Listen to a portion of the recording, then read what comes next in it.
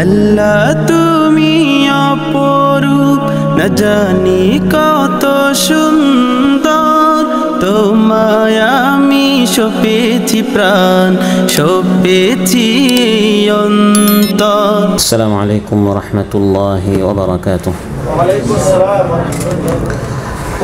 আলহামদুলিল্লাহিল মুতাফাররিদি বিদ-দাওয়ামি ওয়াল বাকা, আল মুনাজ্জাহি আনিল আদামি ওয়াল ফানা, আহমাদুহু তাআলা ফিস সাররা'i ওয়া ফিদ দাররা, ওয়া আশহাদু আল লা ইলাহা ইল্লাল্লাহ ওয়াহদাহু লা শারীকা লাহু ওয়া লা আনদাদা ওয়া লা শুরাকা, ওয়া আশহাদু আন্না সাইয়্যিদানা ওয়া নাবিয়্যানা মুহাম্মাদান আবদুল্লাহি ওয়া রাসূলুহু, ইমামুল আম্বিয়া ওয়া সাইয়্যিদুল আউলিয়া ওয়া খায়রুল আতকিয়া, সাল্লাল্লাহু তাআলা আলাইহি ওয়া আলা আলিহি ওয়া সাহবিহি বুদুরিল ইহতিদা ওয়া আনজুমিল ইক্তিদা, ওয়া সাল্লিম ইয়া রাব্বি মা দামাতিল আরদু ওয়াস সামা। أما بعد فأعوذ بالله من الشيطان الرجيم. بسم الله الرحمن الرحيم. لقد كان في قصصهم عبرة لأولي الألباب ما كان حديثا يفترى ولكن تصديق الذي بين يديه وتفصيل كل شيء وهدى ورحمة لقوم يؤمنون. ইরশাদ হচ্ছে, নিশ্চয় বুদ্ধিমানদের জন্য তাদের এই সকল ঘটনার মধ্যে শিক্ষা রয়েছে। এগুলি কাল্পনিক কোনো ঘটনা, কথা নয়, বরং আগের কিতাবগুলোর সত্যায়নকারী এবং সব কিছুর সবিস্তারে বিবরণকারী এবং ইমানদারদের জন্য হিদায়াত এবং রহমত।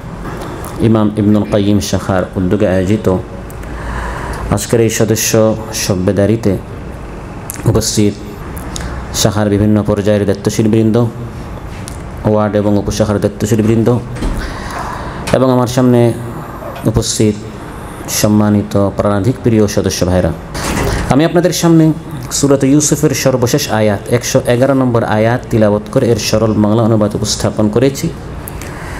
এই আয়াতের আলোকে আল কোরআন সম্পর্কে আপনাদের সামনে আলোচনা উপস্থাপন করব ইনশাআল্লাহ। সূরাত ইউসুফের কত নম্বর আয়াত? সূরা ইউসুফের মধ্যে সর্বমোট আছে 111টি আয়াত। আমি শেষের আয়াতটি তিলাওয়াত করেছি। সূরাত ইউসুফ হচ্ছে মাক্কি সূরা। রাসূল সাল্লাল্লাহু আলাইহি ওয়াসাল্লাম তার উপর যখন নিপীড়ন নির্যাতনের চরম পর্যায়ে কাফির মুশরিকরা পৌঁছে গিয়েছিল এবং তার দুটি আশ্রয়, বাহিরের আশ্রয় ছিলেন আবু তালিব, ভিতরের আশ্রয় ছিলেন খাদিজা রাদিয়াল্লাহু আনহা। দুইজন মারা গেলেন। মহানবী সাল্লাল্লাহু আলাইহি ওয়াসাল্লাম মানসিকভাবে বিষণ্ণ হয়ে গেলেন, যাতে করে তিনি নিরাশ না হন, হতাশাগ্রস্ত না হন যে ভবিষ্যতে কী হবে। ইউসুফ আলাইহিস সালামের কাহিনী আল্লাহ তাআলা রাসূল সাল্লাল্লাহু আলাইহি ওয়াসাল্লামকে শুনিয়ে দিলেন, নিরাশ হবেন না, অন্ধকার কুয়া থেকে আল্লাহ তাআলা সিংহাসনে বসাতে পারেন। এবং সেটাই হয়েছিল। মহানবী সাল্লাল্লাহু আলাইহি ওয়াসাল্লাম ইউসুফ আলাইহিস সালামের মতো অন্ধকার কুয়াই ছিলেন, অর্থাৎ ভবিষ্যৎ অন্ধকার, কী হবে না জানি। তাইফ থেকেও তাকে বের করে দেওয়া হলো। মক্কায় ভবিষ্যৎ অন্ধকার মনে হচ্ছে, কীভাবে ইসলামী আন্দোলন ভবিষ্যতে প্রতিষ্ঠিত হবে। কিন্তু আল্লাহ তাআলা মদিনাতুল মুনাওয়ারায় ইসলামকে প্রতিষ্ঠা করে দিলেন।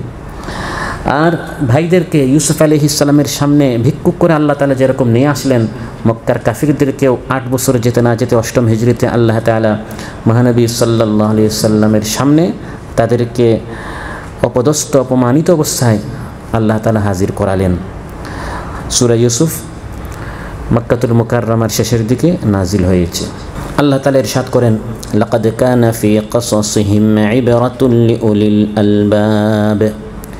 এই যে পুরো একটি কাহিনী আমি আল্লাহ তাআলা নাজিল করলাম, 111 নম্বর আয়াত আল্লাহ বলছেন। এর আগে পুরা সূরা ইউসুফে আল্লাহ তাআলা ইউসুফ আলাইহিস সালামের কাহিনী বলেছেন। আল্লাহ তাআলা বলেন, এই ঘটনার মধ্যে চিন্তাশীলদের জন্য অনেক শিক্ষণীয় বিষয় রয়েছে। মা কানা হাদিসান ইফতারা, এই কাহিনী কোনো মন গড়া কথা নয়। ওয়ালাকিন তাসদীকাল্লাযী বাইনা ইয়াদাইহি, বরং পূর্বে অবতীর্ণ গ্রন্থসমূহের সমর্থনকারী। কারণ এই ঘটনা তাওরাতেও আছে, ইনজিলেও আছে। ওই সকল কাহিনীকে সত্যায়ন করে এই কাহিনী। সূরা ইউসুফের মধ্যে যে সকল কথা বলা হয়েছে এগুলোই সত্য, তাওরাত ইনজিলে এগুলোই এসেছে। কিন্তু বর্তমান বিকৃত তাওরাত ইনজিলে আরও অনেক বাড়তি কথা আছে যেগুলো কোরআন সমর্থন করবে, তাসদীক করবে, সেটাই সত্য। যেটাকে কোরআন সত্যায়ন করবে না সেটা সত্য হওয়ার কোনো সুযোগ নেই। আল্লাহ তাআলা বলেন ওয়া তাফসীলা কুল্লি শাই, এবং এই ঘটনাসহ কোরআনের মধ্যে সব কিছুর আল্লাহ তাআলা বিস্তারিত বর্ণনা করেছেন। কোরআনের মধ্যে আল্লাহ তাআলা সব কিছু বর্ণনা করেছেন। এটা সূরা ইউসুফ 111 নম্বর আয়াতে আল্লাহ তাআলা যেমন বলেছেন, সূরাতুন নাহলের 89 নম্বর আয়াতে আল্লাহ তাআলা বলেছেন যে ওয়ানাজ্জালনা আলাইকাল কিতাবা তিবিয়ানান লিকুল্লি শাই, যে এই কোরআন আমি আল্লাহ তাআলা সব কিছু বিস্তারিতভাবে এই কোরআন আমি আল্লাহ তাআলা বর্ণনা করেছি। প্রিয় ভাইরা, আল কোরআন আল্লাহ তাআলার কালাম, যা রাসূল সাল্লাল্লাহু আলাইহি ওয়াসাল্লামের উপর জিবরিল আলাইহিস সালামের মাধ্যমে আল্লাহ নাজিল করেছেন, যার তিলাওয়াতের মাধ্যমে আমরা আল্লাহ তাআলার ইবাদত করি। এটি হচ্ছে কোরআনের সংজ্ঞা, আল্লাহর কালাম। তাহলে আল্লাহর কালাম ছাড়া অন্যান্য কালাম এখান থেকে বের হয়ে গেল। যা রাসূল সাল্লাল্লাহু আলাইহি ওয়াসাল্লামের উপর আল্লাহ নাজিল করেছেন, তাহলে তাওরাত, ইনজিল, জাবুর এগুলো কোরআন হতে পারে না, কারণ এগুলো মহানবী সাল্লাল্লাহু আলাইহি ওয়াসাল্লামের উপর কি হয় নাই। যা মহানবী সাল্লাল্লাহু আলাইহি ওয়াসাল্লামের উপর নাজিল হয়েছে হযরত জিবরিল আলাইহিস সালামের মাধ্যমে, তার আল্লাহর নবীর উপর যেটা হযরত জিবরিল ছাড়া নাজিল হয়েছে ইলহামের মাধ্যমে, আমার আলোচনায় আসবে। ওয়াহি আরও বিভিন্ন ধরনের আছে, কখনো আল্লাহ তাআলা দিলের মধ্যে কথা ঢেলে দেন, বা স্বপ্নের মাধ্যমে হযরত জিবরিল ছাড়া একটি ওয়াহি করেন। এগুলো কোরআন নয়। হাদিসে কুদসি আপনারা জানেন, এটা আল্লাহর কালাম, কিন্তু এগুলো হযরত জিবরিলের মাধ্যমে আসে নাই, এগুলো কোরআন নয়। আল মুতাআব্বাদ বিতিলাওয়াতি, যার তিলাওয়াত করে করে আমরা আল্লাহর ইবাদত করি, অর্থাৎ কোরআন পড়াটাও ইবাদত, যেটা অন্যান্য আল্লাহর কালামের ক্ষেত্রে নয়। যেমন হাদিসে কুদসি, এটা আমরা ইবাদতের নিয়তে পড়ি না, শিখার নিয়তে পড়ি।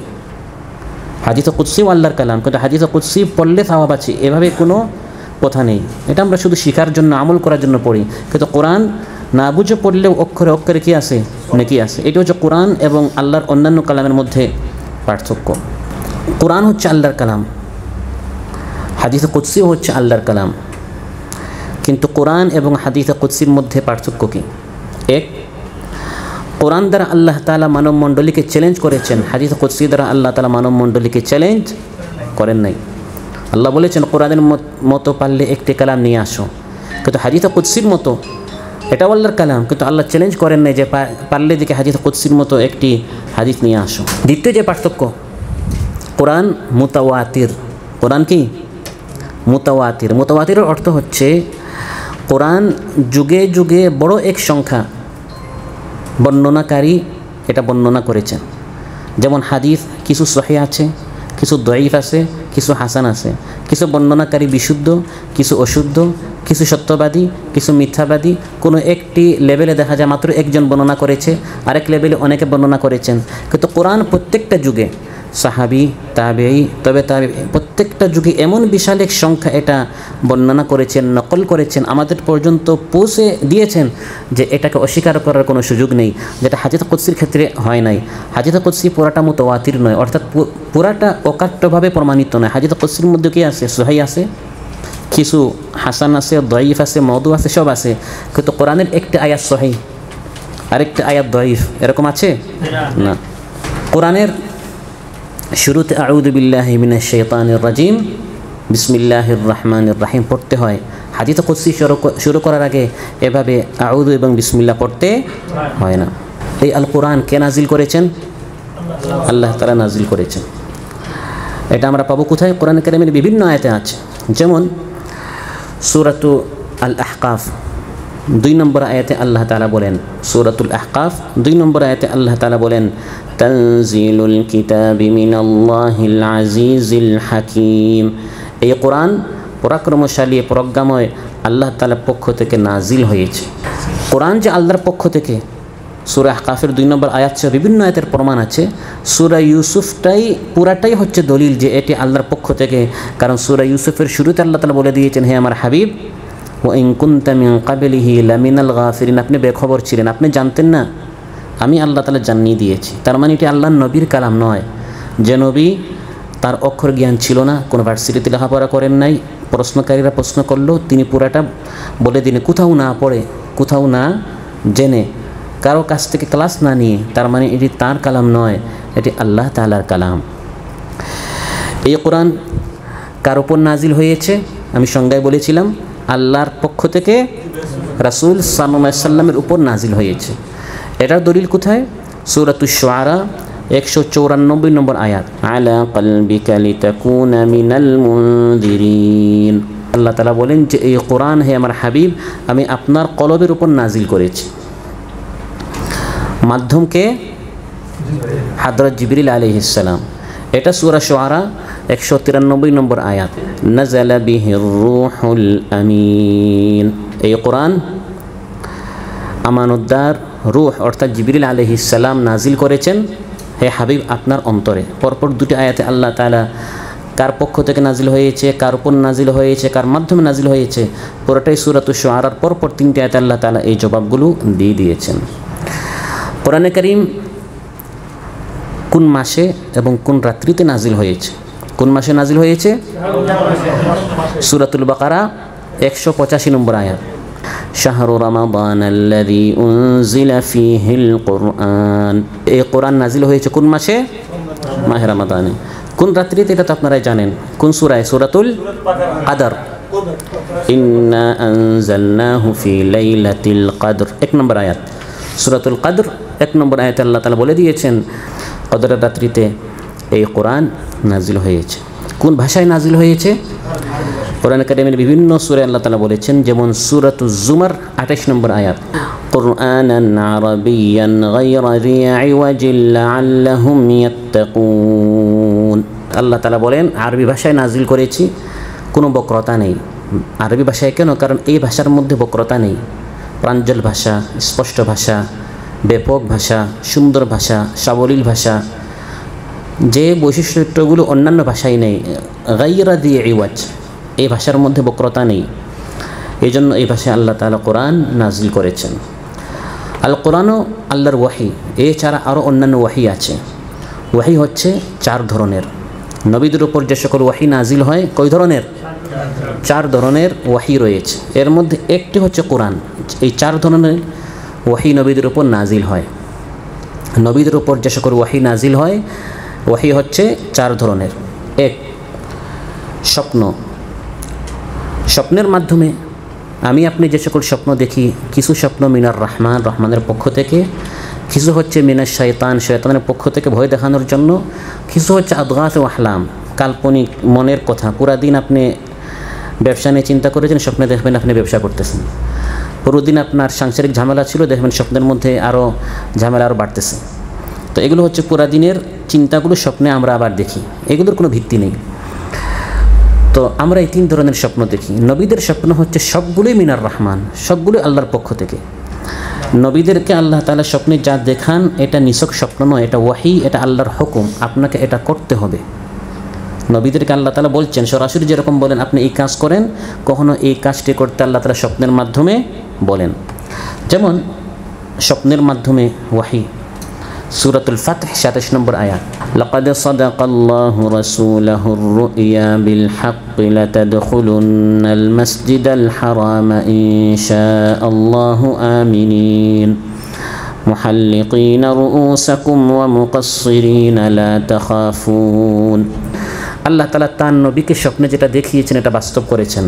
তিনি স্বপ্নে দেখেছিলেন মক্কায় এখনও ঢুকার মুসলমানদের ভিসা ছিল না, ভিসা অ্যাভেলেবেল ছিল না। তারপরেও মহানবী সাল্লাল্লাহু আলাইহি ওয়াসাল্লাম স্বপ্নে দেখছেন যে তিনি সাহাবীদেরকে নিয়ে মক্কায় কী করছেন? উমরা করছেন, তাওয়াফ করছেন। স্বপ্নে দেখেছেন, তিনি বের হয়ে গেছেন। মানে সরাসরি আল্লাহ তাআলা যদি তাকে বলতেন আপনি উমরা করতে যান, ঠিক তেমনিভাবে স্বপ্নে বলার কারণে তিনি কী হয়ে গেছেন? বের হয়ে গেছেন। তার মানে স্বপ্নটাও একটা নির্দেশ। তারপর স্বপ্নটাও যে একটা ওয়াহি, এর প্রসিদ্ধ আরেকটি দলিল হচ্ছে ইব্রাহিম আলাইহিস সালামকে আল্লাহ তাআলা স্বপ্নে বলেছিলেন, সূরাতুস সাফফাত 102 নম্বর আয়াত, যেটা কুরবানিতে আমরা সবাই শুনি। قال يا بني إني أرى في المنام أني أذبحك فانظر ماذا ترى। প্রিয় বৎস, আমি স্বপ্নে দেখছি আমি তোমাকে জবাই করছি। আমি আপনি যদি কেউ স্বপ্নে দেখি, আল্লাহ না করুন, যে সন্তানকে আপনি জবাই করছেন, সকালে উঠে জবাই করা শুরু করবেন নাকি? কারণ এগুলো আল্লাহর পক্ষ থেকে নির্দেশ নয়। হযরত ইসমাঈল আলাইহিস সালামকে জবাই করতে আল্লাহ তাআলা ইব্রাহিম আলাইহিস সালামকে হযরত জিবরিলের মাধ্যমে সরাসরি যদি ওয়াহি করতেন, সেই মর্যাদা হচ্ছে স্বপ্নের মাধ্যমে, একই ধরনের ওয়াহি। এজন্য তিনি সকালে উঠে জবাই করার জন্য তিনি প্রস্তুত হয়ে গিয়েছিলেন। দ্বিতীয় ধরনের ওয়াহি হচ্ছে কল, সরাসরি কল করা, কোনো মাধ্যম ছাড়া, ভয়েস করে যেটাকে আমরা বলি মুকালামা। আল্লাহ কালাম করেন, সরাসরি কথা বলেন, কোনো মাধ্যম নেই, না স্বপ্নে, না হযরত জিবরিলের মাধ্যমে, কোনো ওয়াসিতা, কোনো মাধ্যম ছাড়া, কোনো বায়া, কোনো মিডিয়া ছাড়া আল্লাহ কথা বলেন, নবী শুনেন, আবার নবী কথা বলেন, আল্লাহ শুনেন। এবং সেটা দুইজন নবীর ক্ষেত্রে হয়েছে। একজন হচ্ছেন হযরত মূসা আলাইহিস সালাম, এই জন্য তাকে কি বলে? মূসা কালিমুল্লাহ। আর আরেকজন হচ্ছেন রাসূল সাল্লাল্লাহু আলাইহি ওয়াসাল্লাম। আগের প্রত্যেক নবীকে যত বৈশিষ্ট্য দেওয়া হয়েছে, মহানবী সাল্লাল্লাহু আলাইহি ওয়াসাল্লামকে এই সকল বৈশিষ্ট্য তাদের থেকে আরও ভালো দেওয়া হয়েছে।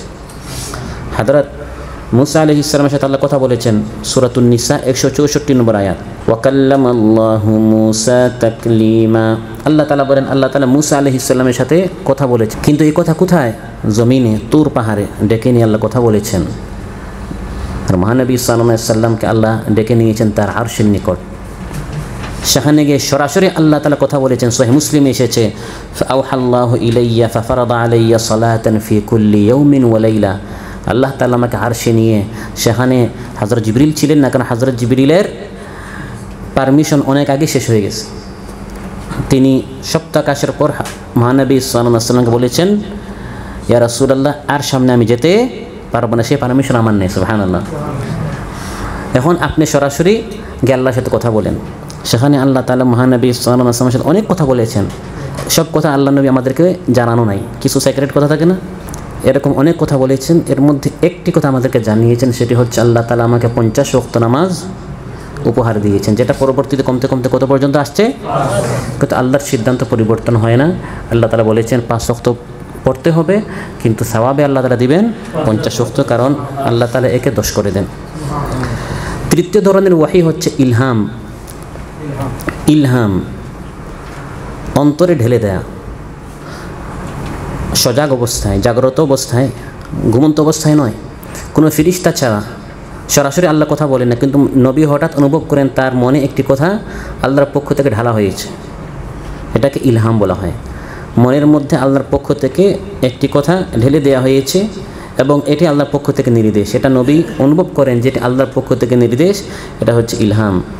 যেমন মহানবী সাল্লাল্লাহু আলাইহি ওয়াসাল্লাম ইরশাদ করেন, ইন্না রূহাল কুদসি নাফাসা ফি রাউই আন্নাহু লান তামুতা নাফসুন হাত্তা তাস্তাকমিলা রিজকাহা। আল্লাহ তাআলা আমার মনে এই কথা ঢেলে দিয়েছেন যে কোনো মানুষ তার রিজক পূর্ণ না করা পর্যন্ত সে মারা যাবে না। এটি হচ্ছে এক ধরনের ওয়াহি। আর চতুর্থ ধরনের ওয়াহি, যেটা সবচেয়ে প্রসিদ্ধ, সেটা হচ্ছে হযরত জিবরিল আলাইহিস সালামের মাধ্যমে। এটা হচ্ছে চতুর্থ ধরনের ওয়াহি। জাগ্রত অবস্থায় আল্লাহর নবী হন বা আগের নবী যারা ছিলেন, তাদের নিকট আল্লাহ তাআলার দূত আল্লাহর বার্তা পৌঁছাবার জন্য হযরত জিবরিল আলাইহিস সালাম ওয়াহি নিয়ে আসেন। এটা হচ্ছে চতুর্থ ধরনের ওয়াহি। যেমন সূরাতুন নাহল 102 নম্বর আয়াতে আল্লাহ তাআলা বলেন, কুল নাযালাহু রূহুল কুদুস মির রাব্বিকা বিল হক। হে নবী, আপনি বলুন, এই কোরআন রূহুল কুদুস জিবরিল আলাইহিস সালাম সত্য সহকারে আমি আল্লাহর পক্ষ থেকে আপনার উপর নাজিল করেছে। এই কোরআন 2 বার নাজিল হয়েছে। এই কোরআন 2 বার নাজিল হয়েছে, একবার পুরাটা একসাথে আর আরেকবার ভাগে ভাগে, বিরতি দিয়ে দিয়ে, ধীরে ধীরে, ক্রমান্বয়ে। প্রথমবার পুরাটা নাজিল হয়েছে, সেটা হচ্ছে লৌহে মাহফুজ থেকে সামাউদ দুনিয়া, এই প্রথম আসমান পর্যন্ত। আর সেটাই ছিল কোন রাত্রে? লাইলাতুল কদরে। লাইলাতুল কদরে তো আর পুরা কোরআন আল্লাহ নবীর উপর কি হয় নাই? নাজিল হয় নাই। লাইলাতুল কদরে লৌহে মাহফুজ থেকে, যেখানে আমাদের সবার ভাগ্য লেখা আছে, সেখানে পুরা কোরআন ছিল। সেখান থেকে আল্লাহ তাআলা লাইলাতুল কদরে মাহে রমাদানে পুরাটা একসাথে এই আসমানের প্রথম আসমানে আল্লাহ তাআলা এটা নাজিল করলেন, যেটা দলিল আপনারা একটু আগে লিখেছেন, সূরাতুল কদর 1 নম্বর আয়াত, আর শাহরুর রমাদান আল্লাযী উনজিলা ফিল কোরআন 185 নম্বর আয়াত। এই রমজান মাসে লাইলাতুল কদরে পুরা কোরআন আল্লাহ নবীর উপর নাজিল হয় নাই। পুরা কোরআন কোথায় নাজিল হয়েছিল? লৌহে মাহফুজ থেকে পুরাটা সামায়ে দুনিয়া পর্যন্ত। তারপর আল্লাহ নবীর উপর নাজিল হওয়া শুরু হয়েছিল লাইলাতুল কদরে রমজান মাসে শুরু হয়েছিল। ইকরা বিসমি রাব্বিকাল্লাযী খালাক, এই 5টি আয়াত লাইলাতুল কদরে মাহে রমাদানে নাজিল হয়েছিল। এই হচ্ছে প্রথম কোরআন নাজিল হয়েছে লৌহে মাহফুজ থেকে এই প্রথম আসমান পর্যন্ত। আর দ্বিতীয়বার কোরআন নাজিল হয়েছে এই প্রথম আসমান থেকে, যখন আল্লাহ তাআলা হযরত জিবরিলকে হুকুম করতেন, তিনি সেখান থেকে এক একটি অংশ বিরতি দিয়ে দিয়ে ভাগে ভাগে ধীরে ধীরে ক্রমান্বয়ে রাসূল সাল্লাল্লাহু আলাইহি সাল্লামের উপর প্রেক্ষাপটের আলোকে, পরিস্থিতির আলোকে, আল্লাহর নির্দেশে যখন যতটুকু নাজিল করা দরকার 23 বছরে তিনি পুরা কোরআন কী করেছেন? নাজিল করেছেন। এটার দলিল হচ্ছে সূরাতুল ইসরা বা বনু ইসরাইল, সূরা বনু ইসরাইল 106 নম্বর আয়াত, যে কোরআনটা ধীরে ধীরে নাজিল হয়েছে, ক্রমান্বয়ে নাজিল হয়েছে। ওয়া কুরআনান ফারাকনাহু লিতাকরাহু আলান নাসি আলা মুকসিন ওয়া নাযালনাহু তানজিলা। আল্লাহ তাআলা বলেন এই কোরআন ফারাকনাহু, ফারাক বলা হয় আলাদা আলাদা করে, আমি আল্লাহ তাআলা আলাদা আলাদা করে নাজিল করেছি, একসাথে আপনার উপর পুরোটা নাজিল করি নাই। প্রশ্ন আসতে পারে, আল্লাহ তাআলা তাওরাত ইনজিলের মতো পুরোটা একসাথে কেন নাজিল করলেন না? তাওরাত পুরোটা একসাথে নাজিল হয়েছিল। হযরত মুসা আলাইহিস সালামকে আল্লাহ তাআলা ডেকে নিলেন তুর পাহাড়ে, আর সেখানে পুরা তাওরাত একসাথে হযরত মুসা আলাইহিস সালামকে আল্লাহ তাআলা উপহার দিয়ে দিলেন। পুরা তাওরাত যে একসাথে পেয়েছেন এর দলিল হচ্ছে সূরা আরাফ 145 নম্বর আয়াত, وكتبنا له في الألواح من كل شيء موعظة وتفصيلا لكل شيء। পুরা তাওরাত আমি মুসা আলাইহিস সালামকে তুর পাহাড়ে ডেকে দিয়ে দিলাম, এবং এটা লিখিত আকারে ছিল, কাঠের মধ্যে লিখে, আলওয়াহ বোর্ডের মধ্যে লিখে আল্লাহ তাআলা পুরাটা হযরত মুসা আলাইহিস সালামকে দিয়ে দিলেন। যেহেতু লিখিত আকারে তারা পেয়েছিলেন, সেজন্য পুরাটা একসাথে দেওয়া হয়েছে। কিন্তু মহানবী সাল্লাল্লাহু আলাইহি সাল্লামকে তো লিখিত আকারে দেওয়া হয় না, কারণ তিনি পড়তে পারতেন না, এজন্য এটা ভাগ ভাগ করে করে দেওয়া হয়েছে। এছাড়া আরও অনেক হিকমত আছে। এই কোরআনকে ভাগ ভাগ করে কেন নাজিল করা হয়েছে, এর হিকমত কি? কোরআনকে ধীরে ধীরে কেন নাজিল করা হয়েছে, এর রহস্য কি? এক, মুখস্থ করতে এবং বুঝতে সহজ হবে, অর্থাৎ মুখস্থ করা এবং বোঝার সুবিধার্থে। পুরা 30 পারা যদি একসাথে আল্লাহ তাআলা নাজিল করেন, আজকে সভ্যতারে আপনাদেরকে ডেকে আমি বললাম আজকে আমরা পুরা 30 পারা মুখস্থ করব, বা পুরা 30 পারা আজ আমরা বুঝবো, এটা কি সম্ভব? কষ্ট হবে, বরং অনেকটা দুষ্কর হবে, অসম্ভব হবে। মহানবী সাল্লাল্লাহু আলাইহি সাল্লামের জন্য 30 পারা কোরআন আল্লাহর কালামে তো ভারী একটা জিনিস, কঠিন হবে মুখস্থ করতে, কঠিন হবে বুঝতে। সেজন্য আল্লাহ তাআলা এই কারণটা বলে দিয়েছেন ওই একই আয়াতে, সূরা বনু ইসরাইল 106 নম্বর আয়াত। সূরা বনু ইসরাইল 106 নম্বর আয়াতে আল্লাহ তাআলা বলছেন যে এই কোরআন ভাগ ভাগ করে করে কেন নাজিল করেছি? মুখস্থ এবং বুঝার সুবিধার্থে। লিতাকরাহু আলান নাসি আলা মুকসিন ওয়া নাযালনাহু তানজিলা, যাতে করে ধীরে ধীরে মানুষের সামনে আপনি পড়েন, ধীরে ধীরে মানুষদেরকে আপনি পড়ান, বুঝান, আপনিও বুঝেন, তাদেরকেও বুঝান। এরকম 5 আয়াত, 10 আয়াত, 20টি আয়াত করে করে আল্লাহ তাআলা ভাগ ভাগ করে করে নাজিল করেছেন, যাতে করে আল্লাহর নবী সাল্লাল্লাহু আলাইহি সাল্লামের মুখস্থ এবং বুঝতেও সহজ হয়, উম্মতের মুখস্থ এবং বুঝতে কী হয়? সহজ হয়। এটি হচ্ছে ভাগ ভাগ করে নাজিল করার প্রথম হিকমত। দ্বিতীয় হিকমত হচ্ছে রাসূল সাল্লাল্লাহু আলাইহি সাল্লামের কলবটাকে দৃঢ় রাখার জন্য। দ্বিতীয় কারণ হচ্ছে মহানবী সাল্লাল্লাহু আলাইহি সাল্লামের অন্তর, হৃদয়, কলবটাকে মজবুত রাখার জন্য। সেটা কি? এটা পাবেন আপনারা সূরাতুল ফুরকান 32 নম্বর আয়াত। দ্বিতীয় রহস্য বা দ্বিতীয় হিকমত, মহানবী সাল্লাল্লাহু আলাইহি সাল্লামের কলবটাকে দ্বীনের উপর অটল রাখা, অনড় রাখা। সূরা ফুরকান 32 নম্বর আয়াত। আল্লাহ তাআলা বলেন, কাফিররা এসে বলল মুহাম্মদের উপর পুরা কোরআন একসাথে কেন নাজিল হয় না? বাহ্যিকভাবে প্রস্তাবটি কত সুন্দর, মুহাম্মদের কষ্ট হয়, পুরাটা একসাথে নাজিল হয়ে গেলে তাহলে সে একটু আরাম করবে। আসলে কথা সুন্দর, কিন্তু মতলব কী ছিল না? মতলব খারাপ। তাদের উদ্দেশ্য ছিল আমরা একটা সন্দেহ সংশয় পেশ করি, মুহাম্মদের উপর কোরআন নাজিল হয়ে এর সমাধান হয়ে যায়। তাহলে পুরাটা যদি একসাথে নাজিল হয়ে যায়, তারপরে আমরা তার বিরুদ্ধে যখন প্রপাগান্ডা আমরা চালু করব, অপপ্রচার চালাবো, তখন আর কোনো সমাধান কী হবে না, তার উপর নাজিল হবে না। আল্লাহ তাআলা সূরা ফুরকান 32 নম্বর আয়াতে বলছেন, ওয়াকালাল্লাযীনা কাফারু লাউলা নুজিলা আলাইহিল কুরআনু জুমলাতাও ওয়াহিদা। কাফিররা বলে পুরা কোরআন একসাথে, জুমলা। আপনারা দেখবেন বিভিন্ন বড় বড় মার্কেটে হোলসেলের সামনে কী লেখা থাকে? জুমলা। জুমলা মানে পুরাটা একসাথে, আপনি একসাথে পুরা বস্তা বা পুরা ব্যাগ একসাথে কিনবেন। জুমলাতান ওয়াহিদা, পুরা কোরআন একসাথে, জুমলা কেন নাজিল হলো না? আল্লাহ তাআলা বলেন কাযালিকা লিনুসাব্বিতা বিহি ফুআদাক, হে নবী এটা এজন্য আমি ভাগ ভাগ করে ক্রমান্বয়ে পরিস্থিতির আলোকে নাজিল করি আপনার কলবটাকে স্থির রাখার জন্য। তারা চায় পুরোটা একসাথে নাজিল হোক, তারপরে তারা অপপ্রচার চালাবে, প্রপাগান্ডা তারা সমাজে প্রচার করবে না। যখনই তারা একটা সমস্যা সামনে আনবে আমি কোরআনের আয়াত নাজিল করে সমাধান করে ফেলব।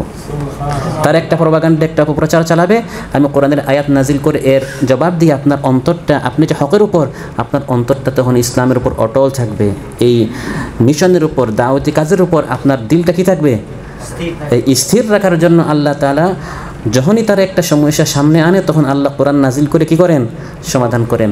পুরোটা একসাথে নাজিল হয়ে গেলে তখন সমস্যার সমাধান করা যাবে না।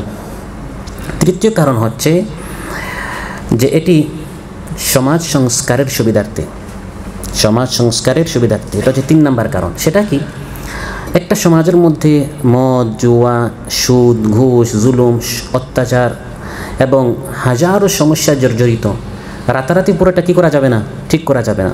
আল্লাহ তাআলা প্রথমে একটা বিধান নাজিল করলেন, লা তাকরাবুস সালাতা ওয়া আনতুম সুকারা, নেশাগ্রস্ত অবস্থায় তোমরা নামাজের কাছে যাইও না। এটা একটা পর্যায়ে, তাহলে কোরআন এক ভাগ, এখন প্রথমে এক ধাপ নাজিল হলো, কিছুদিন পর দ্বিতীয় ধাপ নাজিল হলো, ইয়াসআলুনাকা আনিল খামরি ওয়াল মাইসির, মদ জুয়া সম্পর্কে তারা প্রশ্ন করে, আপনি বলে দিন এর মধ্যে কিছু লাভ আছে, আর্থিক কিছু লাভ হয় কিন্তু ক্ষতিটা বেশি। দ্বিতীয় ধাপে আল্লাহ তাআলা একটু সতর্ক করে দিলেন। প্রথমে বলেছেন মদ পান করা যাবে কিন্তু নামাজের সময় নয়। দ্বিতীয় ধাপে বলেছেন যে মদ, জুয়া ইত্যাদি কিছু উপকার আছে কিন্তু আপনার ক্ষতিটা বেশি। তৃতীয় পর্যায়ে এসে আল্লাহ তাআলা বলেছেন মদ, জুয়া, ইন্নামাল খামরু ওয়াল মাইসিরু ওয়াল আনসাব, এগুলো সব নিষিদ্ধ, নাপাক, শয়তানের কাজ, এগুলো বর্জন করতে হবে। তাহলে এই 3টা যদি আল্লাহ একসাথে নাজিল করতেন তাহলে সমাজ সংস্কার কি আপনার কীভাবে হবে? আল্লাহ তাআলা এই সমাজটাকে সুন্দর করার জন্য, সংস্কার করার জন্য, ইসলাহ করার জন্য ধাপে ধাপে কোরআন নাজিল করেছেন। এই 23 বছরে ধীরে ধীরে ধীরে ধীরে একটা সমাজটাকে একবারে অন্ধকারের গহ্বর থেকে আল্লাহ তাআলা একবারে শ্রেষ্ঠ একটি প্রজন্ম, একটি যুগে আল্লাহ তাআলা রূপান্তরিত করেছেন। সুবহানাল্লাহ। প্রয়োজন ছিল কোরআনটাকে ভাগে ভাগে নাজিল করা। ঠিক তেমনভাবে সুদটাও আল্লাহ তাআলা একবারে নিষেধ করেন নাই, ধাপে ধাপে নাজিল করেছেন। তারপর কোরআনটাকে ভাগে ভাগে নাজিল করার আরেকটা হিকমত হচ্ছে সমসাময়িক সমস্যার সমাধান। অনেক সমস্যা যখন আসে তখন সমাধান দরকার। ওই রমাদানুল মুবারকের লাইলাতুল কদরে যদি সবগুলো একসাথে নাজিল হয়ে যায়, যখন মা আয়েশা রাদিয়াল্লাহু আনহার উপর ইফকের ঘটনা হলো, তার সতীত্বের উপর মুনাফিকরা তুহমত দিল, তখন এই সংক্রান্ত আয়াত নাজিল হওয়া দরকার। ওটা এই 23 বছর আগে গারে হেরায় নাজিল হলে এই সমস্যার কি হবে না, সমাধান হবে না। এখন সমস্যায় মুসলিম সমাজ জর্জরিত একটি নিকৃষ্ট গুজবের মাধ্যমে মুনাফিকরা তুহমত দিয়েছে, যেটা সূরাতু নূরের 11 নম্বর আয়াত থেকে প্রায় 10 আয়াত বা 12 আয়াত পর্যন্ত এসেছে ইফকের ঘটনা। সমসাময়িক সমস্যার সমাধানের জন্য আল্লাহ তাআলা কোরআনটাকে ভাগ ভাগ করে নাজিল করেছেন। তারপর ভাগ ভাগ করে নাজিল করা আরেকটি হিকমত হচ্ছে মুসলমানরা বিভিন্ন সময় বিভিন্ন ভুল করেন, ভুলগুলো শুধরানো দরকার। এখন আল্লাহ যদি শুরুতে পুরোটা নাজিল করে ফেলেন তাহলে পরে এই ভুলগুলো কীভাবে শুধরানো হবে,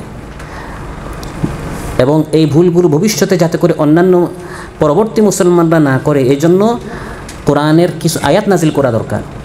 অতএব মুসলমানদের ভুল শুধরানোর জন্য, যেমন একদিন মহানবী সাল্লাল্লাহু আলাইহি সাল্লামের সামনে সাহাবীরা কথা বলতে গিয়ে তাদের আওয়াজ আল্লাহর নবীর আওয়াজের উপর কী হয়ে গেছে, বড় হয়ে গেছে। এই কাজটাকে সঠিক না ভুল হয়েছে?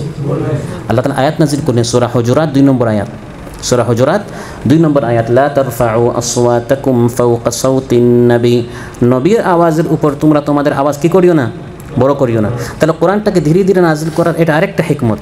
সেটা হচ্ছে মুসলমানরা যখন কোনো ভুল কাজ করে, কোনো একটা ত্রুটি করে, তাৎক্ষণিক কিছু আয়াত নাজিল করে তাদেরকে শুধরানো দরকার। গরমকালে শীতের ওয়াজ করলে তার হবে না, নাকি? শীতকালে গরমের ওয়াজ করলে হবে না। তার এখন একটা ভুল করেছে, আপনি যদি আয়াত নাজিল করলেন আরও 3 বছর আগে বা 3 বছর পরে, তাহলে যখন যে ভুল করেছে এই ভুল থেকে তারা শুধরাতে নিজেদেরকে পারবে না। সেজন্য যখন ভুল করে তখনই আল্লাহ তাআলা কোরআনটাকে সেই প্রয়োজনের আলোকে আল্লাহ তাআলা আয়াত নাজিল করেন। তারপরে কোরআনটাকে ভাগ ভাগ করে নাজিল করার আরেকটা হিকমত হচ্ছে মুসলিম সমাজের বড় একটি ক্যান্সার হচ্ছে মুনাফিক। এই মুনাফিকদের মুখোশ উন্মোচন করা। মুখোশগুলো যদি আগেই সব বলে দেওয়া হয় তখন এরা সতর্ক হয়ে যাবে। এই জন্য তারা একটা কাজ করে, আল্লাহ এর প্রেক্ষিতে আয়াত নাজিল করেন। তাবুক যুদ্ধে তারা বলেছিল আমরা মুসলিম, কিন্তু তারা যুদ্ধে কী হয় নাই, শরীক হয় নাই। সঙ্গে সঙ্গে আল্লাহ তাদের মুখোশ কী করে দিয়েছেন।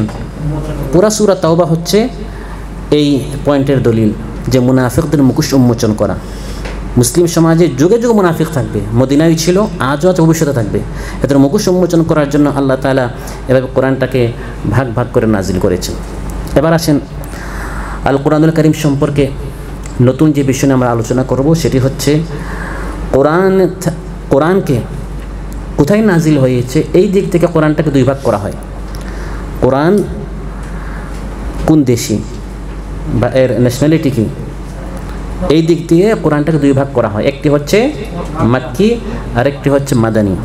কোরআনের সূরাগুলো দুই ধরনের, হয় মাক্কি বা মাদানী। মাক্কি সেই সূরাকে বলা হয় না যেই সূরা মক্কায় নাজিল হয়েছে, আর মাদানী সেই সূরাকে বলা হয় না যে সূরা মদিনায় নাজিল হয়েছে। যে ধারণা আমাদের অনেকের, এই ধারণাটি সঠিক নয়। এটা কোনো কোনো মুফাসসির বলেছেন, কিন্তু সঠিক মন্তব্য হচ্ছে মাক্কি বলা হয় সেই সূরাকে যে সূরা হিজরতের আগে নাজিল হয়েছে, আর যে সূরা হিজরতের পরে নাজিল হয়েছে সেই সূরা মাদানী, যদিও মক্কায় নাজিল হয়েছে, যদিও কাবা ঘরের ভিতরে একটা আয়াত নাজিল হয়েছে, ইন্নাল্লাহা ইয়া'মুরুকুম আন তু'আদ্দুল আমানাতি ইলা আহলিহা। আল্লাহ নবী যখন কাবা ঘরে চাবি নিলেন, তারপর একজন সাহাবী বললেন, ইয়া রাসূলুল্লাহ, ওই ব্যক্তিকে চাবিটা ফেরত দেওয়ার দরকার নেই, যেহেতু আপনার হাতে চলে আসছে, এটা ফেরত দেওয়ার কি নেই। আল্লাহ তাআলা কাবা ঘরের ভিতরে, আল্লাহ নবী এখনও রয়েছেন, আল্লাহ তাআলা এই আয়াত নাজিল করলেন সূরাতুন নিসা 58, সূরাতুন নিসা আয়াত নম্বর 58 আল্লাহ তাআলা নাজিল করলেন যে আল্লাহর হুকুম হচ্ছে আমানত যার কাছ থেকে নিয়েছেন তার নিকট কী করে দিতে হবে। মক্কায় শুধু নাজিল হয় নাই, মক্কার একবারে কাবা ঘরের ভিতরে, কিন্তু সব উলামায়ে কেরাম একমত এই আয়াত বা এই পুরা সূরা কি মাদানী। মক্কায় নাজিল হলেও এটা নাজিল হয়েছে হিজরতের পর। অতএব মাক্কি মাদানী পার্থক্য করা হয়। হিজরতের আগে নাজিল হলে সূরাটি কী হবে, আর হিজরতের পরে নাজিল হলে। কোরআনে কারিমে মাত্র 20টি সূরা হচ্ছে মাদানী, মাত্র মাদানী সূরার সংখ্যা কত? মাক্কি সূরার সংখ্যা হচ্ছে 82। কয়টা বাকি থাকে? দুইটা না 12টা? 12টা বাকি থাকে। 12টার বিষয়ে উলামায়ে কেরামদের ইখতিলাফ আছে। 20টায় সবাই একমত মাদানী, 82টা সবাই একমত মাক্কি। আর কোনো কোনো সূরায় আপনারা দেখবেন বলা হয় এটাতে একাধিক মত আছে, কেউ বলেন মাক্কি, কেউ বলেন মাদানী। 12টার সূরার মধ্যে ইখতিলাফ আছে। প্রশ্ন হচ্ছে আমরা কিভাবে জানবো এই সূরা মাক্কি না মাদানী? এটা জানার সবচেয়ে সহজ পন্থা হচ্ছে যখন কোনো সাহাবী থেকে কোনো দলিল আসে। একজন সাহাবী বলতেছেন যে এই আয়াত নাজিল হচ্ছে যখন মহানবী সাল্লাল্লাহু আলাইহি ওয়াসাল্লাম বদর যুদ্ধে ছিলেন বা উহুদ যুদ্ধে ছিলেন। তো এই কথা থেকেই বোঝা যায় এই আয়াতটি কি মাদানী, কারণ বদর যুদ্ধ তো আর হিজরতের আগে হয় নাই। যেমন সূরাতুল আনফালের ইয়া আইয়ুহান নাবিয়্যু হাসবুকাল্লাহু ওয়া মান ইত্তাবা'আকা মিনাল মুমিনিন 64 নম্বর আয়াত, সূরাতুল আনফাল 64 নম্বর আয়াত। সাহাবী বলছেন যে এই আয়াত নাজিল হয়েছে লাম্মা আসলামা উমর। আল্লাহ তাআলা বলেন যে হে নবী, আপনি এবং ঈমানদার সবার জন্য আল্লাহ তাআলা কি যথেষ্ট। এই আয়াতটি হযরত ইবনে আব্বাস রাদিয়াল্লাহু আনহু বলেন যে নাজিল হয়েছে যখন হযরত ওমর রাদিয়াল্লাহু আনহু ইসলাম গ্রহণ করেছেন তখন। হযরত ওমর কি মদিনায় ইসলাম গ্রহণ করেছেন না মক্কায়? মক্কায়। তাহলে এই কথা থেকে বোঝা গেল এই সূরা বা এই আয়াতগুলো হচ্ছে মাক্কি। কিন্তু এই ধরনের সূরা অনেক কম। যে সকল সূরায় স্পষ্ট কোনো দলিল পাওয়া যায় যে সাহাবী বলেছেন যে এই সূরা মক্কায় হিজরতের আগে বা হিজরতের পরে নাজিল হয়েছে। অধিকাংশ সূরা মাক্কি না মাদানী এটি উলামায়ে কেরাম নির্ণয় করেছেন ইজতিহাদ করে করে, গবেষণা করে করে। মাক্কি এবং মাদানী সূরার কিছু বৈশিষ্ট্য আছে, এগুলো ফলো করে করে উলামায়ে কেরাম নির্ণয় করেন যে এই সূরা মাক্কি না মাদানী। খুব কম সূরা রয়েছে যে সকল সূরায় স্পষ্ট দলিল আছে সাহাবী বলেছেন যে এটি অমুক জায়গায় বা অমুক সময় নাজিল হয়েছে। এরকম একটা দলিল পাওয়া গেলে এটা তো স্পষ্ট হয়ে গেছে। কিন্তু অধিকাংশ সূরার ক্ষেত্রে এভাবে স্পষ্ট কোনো বক্তব্য পাওয়া যায় না, বিধায় ইজতিহাদ করে করে উলামায়ে কেরাম বলেন যে এই সূরা মাক্কি না মাদানী। মাক্কি সূরার কিছু বৈশিষ্ট্য: এক, যে সকল আয়াতে শুরুতে রয়েছে কাল্লা, কাল্লা ইন্নাহা লাযা, কাল্লা বাররানা আলা কুলুবিহিম, কাল্লা যত সূরায় আছে সবগুলো মাক্কি। কাল্লা, কখনোই নয়।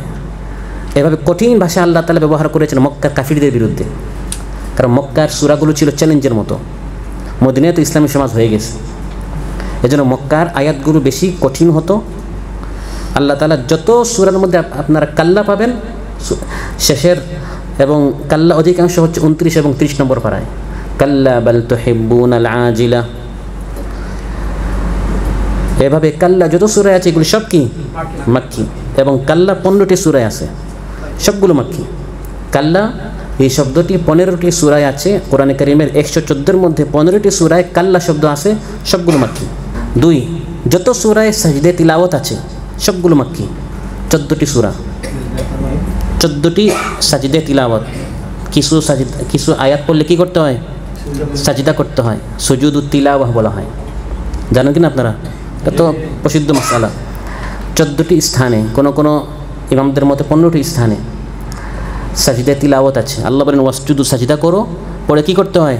সাজদা করতে হয়। এগুলি সব মাক্কি, কারণ মাদানী সমাজ মোটামুটি সবাই আল্লাহর অনুগত ছিল। মাক্কি সমাজ এরা কাফির মুশরিক ছিল, এদেরকে ধমক দিয়ে আল্লাহ বলতেন আল্লাহর সামনে সাজদা কর। কাল্লা লা তুতি'হু ওয়াসজুদ ওয়াক্তারিব ফাসজুদু লিল্লাহি ওয়া'বুদু। সাজদায়ে তিলাওয়াত যত সূরা আছে সবগুলো হচ্ছে মাক্কি। মোট 14টি সূরায় সাজদা তিলাওয়াত আছে, সবগুলো মাক্কি।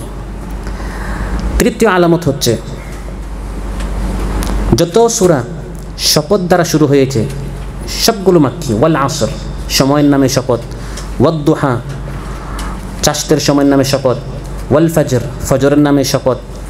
যত সূরা ওয়াও শপথ দ্বারা শুরু হয়েছে 15টি সূরা, 15টি সূরা শপথ দ্বারা শুরু হয়েছে, সবগুলো কি?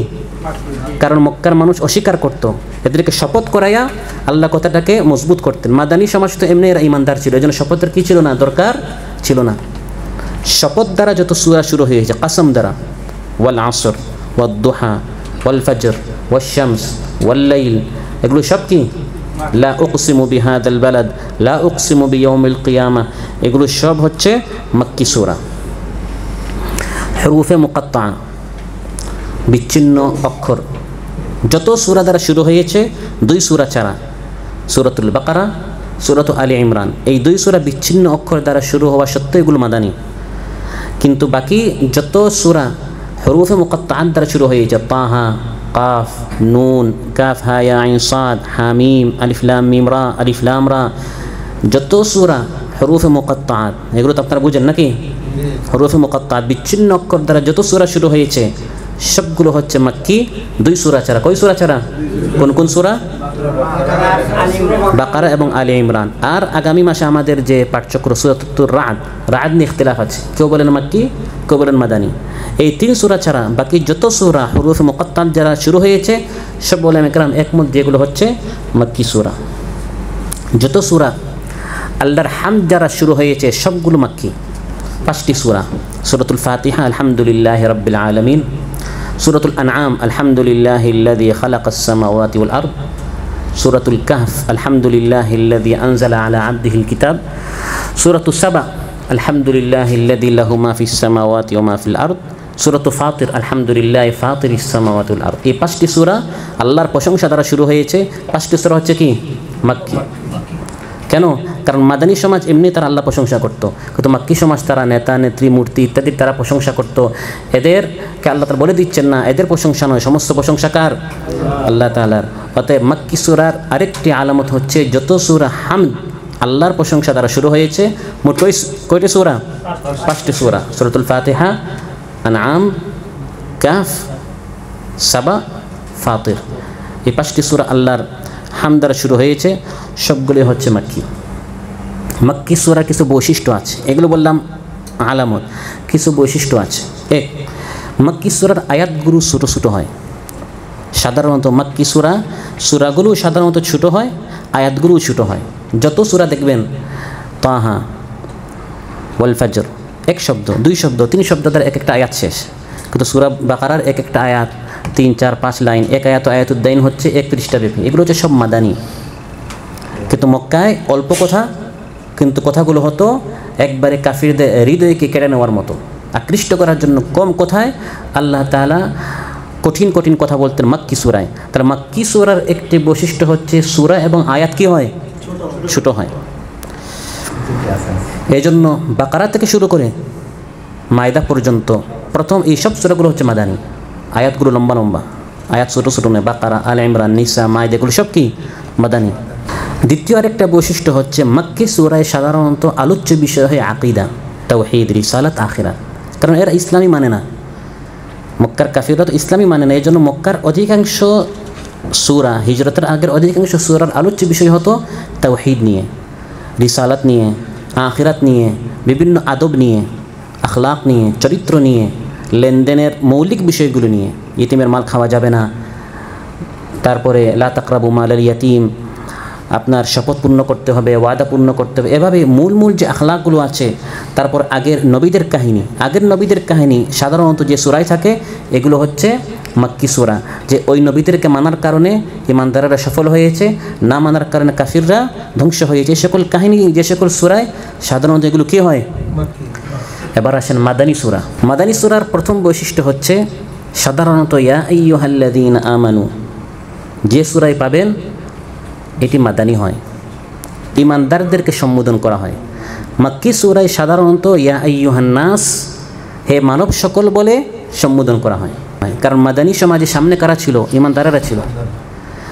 আর মক্কায় সামনে কাফির মুশরিকরা থাকতো বেশিরভাগ। যেখানে আল্লাহ নবী বের হতেন কাফির, কারণ সেখানে আলাদা মুসলমানদের মসজিদ ছিল না। কিন্তু মসজিদ নববীতে আলাদা একটা মদিনায় একটা মসজিদ হয়ে গেছে, বিদেশ সামনে ইমানদাররা থাকতো।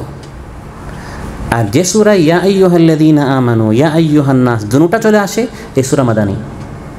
কোনো কোনো সূরায় শুধু ইয়া আইয়ুহাল্লাযীনা আমানু, এটা মাদানী। কোনো কোনো সূরায় শুধু ইয়া আইয়ুহান নাস, এটা মাক্কি। আর যে সূরা দুটোটা পাবেন, যেমন সূরা বাকারায় ইয়া আইয়ুহাল্লাযীনা আমানু আছে, ইয়া আইয়ুহান নাসও আছে, এই সূরা হচ্ছে মাদানী। মাদানী সূরার আরেকটা বৈশিষ্ট্য হচ্ছে যত সূরায় মুনাফিকদের আলোচনা এগুলি সব মাদানী। মক্কায় কোনো মুনাফিক ছিল না, কারণ ইসলাম গ্রহণ করে আর আমরা বিপদে পড়তেছি। তাহলে সেখানে ইসলাম গ্রহণ করে কোনো কী নেই, লাভ নেই। কিন্তু মদিনায় লাভ আছে, ক্ষমতা পাওয়া যাবে, নিজের নাম আপনার প্রচার করা যাবে। এই জন্য অনেকে দুনিয়াবি স্বার্থে কী হতো, মুনাফিক হতো। এই জন্য মুনাফিকদের আলোচনা যত সূরায় এগুলো বুঝে নিতে হবে এটা কোন সূরা। যেমন সূরা তাওবা তাবুক যুদ্ধের সময় নাজিল হয়েছে, সূরাতুল মুনাফিকুন, যত সূরায় মুনাফিকদের আলোচনা এগুলো সব কি, কারণ মক্কায় কোনো কী ছিল না, মুনাফিক ছিল না। যত সূরা ইয়াহুদদের আলোচনা এগুলো বেশিরভাগ, দুই একটা ছাড়া বেশিরভাগ হচ্ছে মাদানী সূরা। কারণ মক্কায় শুধু কাফির মুশরিকরা সামনে ছিল, দু একবার ইহুদিরা সামনে আসছিল মদিনা থেকে বা অন্যান্য জায়গা থেকে, কিন্তু সব সময় কথাবার্তা হতো বা সংঘর্ষ হতো বা সামনে থাকতো মক্কার কাফিররা। সেখানে ইহুদি ছিল না, ইহুদিরা ছিল কোথায়, মদিনা। এই জন্য ইহুদ সংক্রান্ত, ইহুদিরা এই বলে, ইহুদির উপর আল্লাহর লানত, ইহুদিদের উপর আল্লাহর অভিশাপ, ইহুদিরা নবীদের সাথে এই করেছে, এই সংক্রান্ত যত আয়াত বা সূরা পাবেন এগুলো সব কি মক্কি না মাদানী। যত সূরায় খুঁটিনাটি মাসলা মাসাইল পাবেন এগুলো সব মাদানী। তালাকের মাসাইল, লেনদেনের মাসাইল, মক্কায় বলা হয়েছে মানুষের হক আদায় করো এতটুকু, কিন্তু যখন লেনদেন করবেন লিখতে হবে, সাক্ষী রাখতে হবে, কয়জন সাক্ষী, নারী না পুরুষ, এ বিস্তারিত আসছে কোথায়, কারণ ইসলাম প্রতিষ্ঠা হয়ে গেছে। এখন প্রতিষ্ঠা করতে গিয়ে খুঁটিনাটি বিষয়গুলো দরকার। মক্কায় এই খুঁটিনাটি কোনো প্রয়োজন ছিল না, কারণ সেখানে ইসলাম প্রতিষ্ঠাই হয় নাই। এই জন্য খুঁটিনাটি তালাকের মাসাইল, বিবাহের মাসাইল, ক্রয় বিক্রয়ের মাসাইল, ভাড়া সংক্রান্ত মাসাইল, চুক্তি ইত্যাদি যত খুঁটিনাটি মাসাইল আছে এগুলো সব হচ্ছে মাদানী সূরা। তারপরে লম্বা লম্বা আয়াত, লম্বা লম্বা সূরা, এগুলো হচ্ছে মাদানী সূরার কি বৈশিষ্ট্য। আয়াত অনেক লম্বা হয় এবং সূরাগুলো লম্বা হয়। প্রশ্ন হচ্ছে এই যে তখন আমরা আলোচনা করলাম এটা মাক্কি এটা মাদানী, এটা জেনে আমাদের লাভটা কী হলো? প্রথম লাভ হচ্ছে মহানবী সাল্লাল্লাহু আলাইহি ওয়াসাল্লামের সিরাত সম্পর্কে জানার গুরুত্ব। কোনটি মাক্কি কোনটি মাদানী, এটি হিজরতের আগে না হিজরতের পরে, এরা জানার কারণে মহানবী সাল্লাল্লাহু আলাইহি ওয়াসাল্লামের জিন্দেগি সম্পর্কে একটা গুরুত্ব আমাদের জীবনে আসছে কিনা, আসছে। যে তিনি কোথায় ছিলেন এই আয়াত যখন নাজিল হয়েছে, এটা হিজরতের আগে না হিজরতের পরে, তিনি তখন তাইফে ছিলেন না হুনাইনি ছিলেন না মক্কায় ছিলেন না মদিনায় ছিলেন না বদর না উহুদ না খান্দাক। আমরা মহানবী সাল্লাল্লাহু আলাইহি ওয়াসাল্লামের জিন্দেগি সম্পর্কে, হায়াত সম্পর্কে আমরা জানতে পেরেছি। তাহলে মক্কি মাদানী জানার প্রথম যে লাভ হয়েছে বা প্রথম যে লাভ সেটি হচ্ছে মহানবী সাল্লাল্লাহু আলাইহি ওয়াসাল্লামের সিরাত সম্পর্কে গুরুত্ব পাওয়া যায়।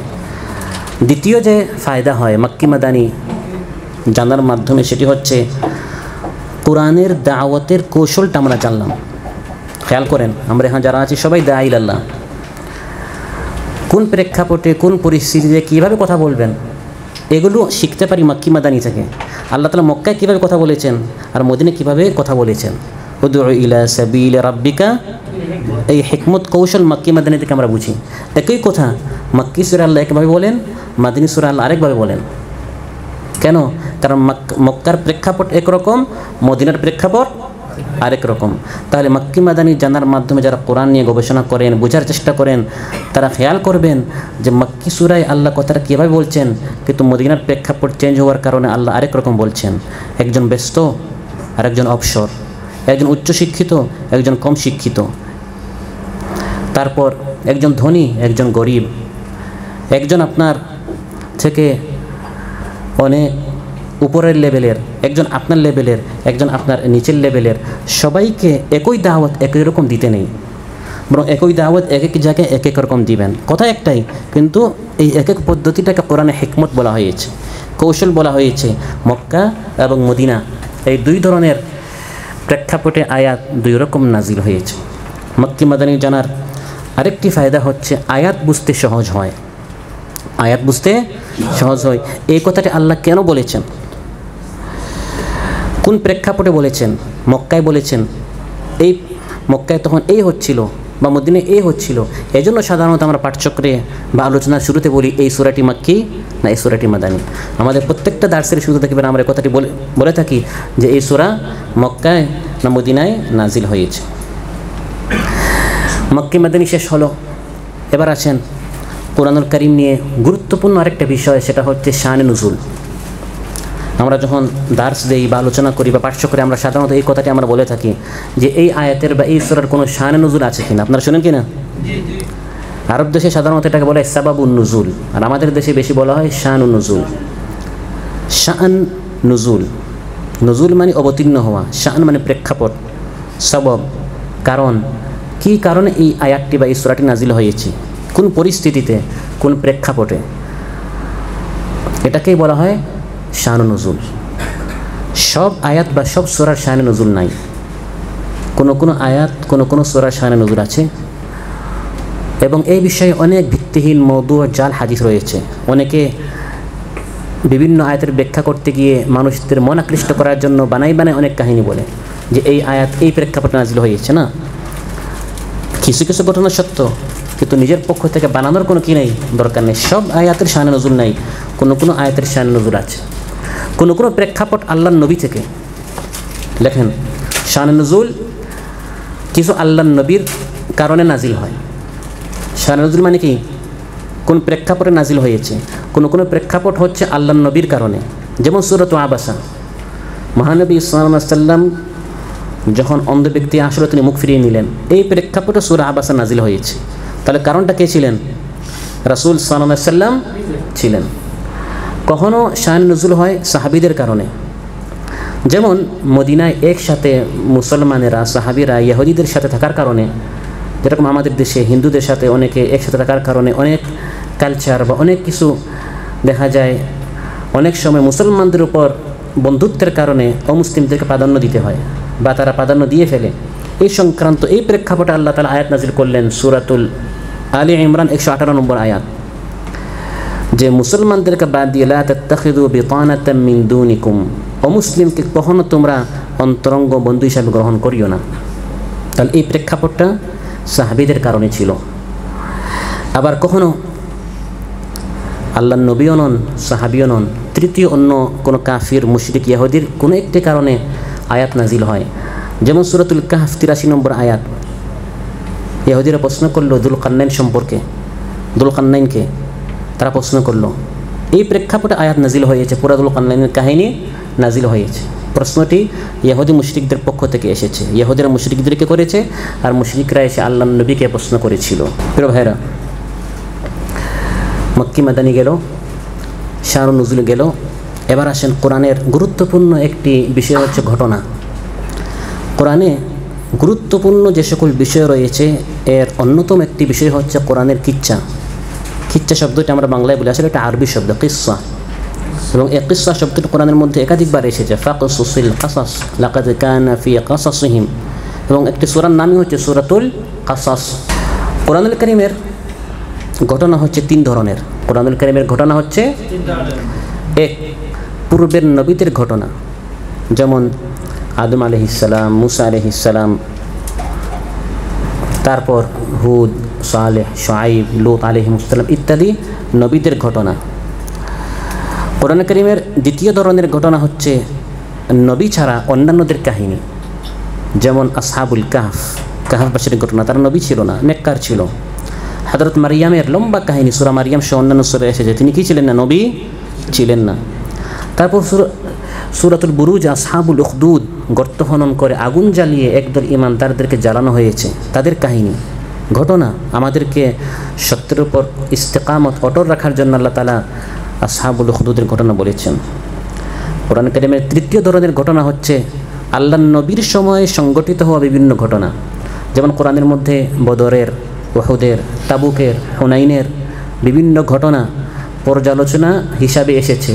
পর্যালোচনা করতে গিয়ে আল্লাহ তাআলা ঘটনাগুলো উল্লেখ করেছেন। তাহলে এগুলো ছিল সমসাময়িক ঘটনা। কিছু হচ্ছে আগের নবীদের ঘটনা, কিছু হচ্ছে নবী ছাড়া অন্যান্যদের ঘটনা, আর কিছু ছিল সমসাময়িক ঘটনা। প্রশ্ন হচ্ছে কোরআন কারীমের এই ঘটনাগুলো আল্লাহ তাআলা কেন উল্লেখ করলেন?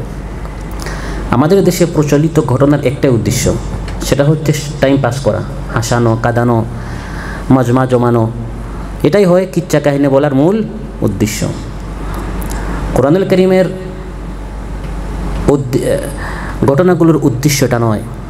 1 নম্বর উদ্দেশ্য, কোরআন কারীমের ঘটনার 1 নম্বর উদ্দেশ্য হচ্ছে মহানবী সাল্লাল্লাহু আলাইহি ওয়াসাল্লামের অন্তরটাকে সত্য দ্বীনের উপর অটল রাখা, যেটা সূরাত হুদ 120 নম্বর আয়াতে এসেছে। সূরাত হুদে 120 নম্বর আয়াত। সূরা হুদে আল্লাহ তাআলা বেশ কয়েকজন নবীর ঘটনা বলেছেন, যেটা আমাদের গত মাসে পাঠচক্রে ছিল। হযরত নূহ আলাইহিস সালাম, হুদ আলাইহিস সালাম, সালেহ আলাইহিস সালাম, লূত, ইব্রাহিম, শুআইব, মুসা আলাইহিস সালাম, এই সব নবীর কাহিনী আল্লাহ বলার পর শেষে এসে বলছেন এই ঘটনা কেন বললাম? وَكُلًّا نَقُصُّ عَلَيْكَ مِنْ أَنْبَاءِ الرُّسُلِ مَا نُثَبِّتُ بِهِ فُؤَادَكَ। হে নবী, একা আপনার উপর এই নির্যাতন চলছে না, এটি ওই আগের ইসলামী আন্দোলনের ইতিহাসের ধারাবাহিকতা। আগের নবীদের উপর এই নির্যাতন হয়েছিল, আপনার উপর আসছে। তাহলে এই কাহিনীগুলো শুনে আল্লাহর নবী আর বিষণ্ণ হবেন না, তার মনটা সংকুচিত হবে না, মনটা বড় হবে।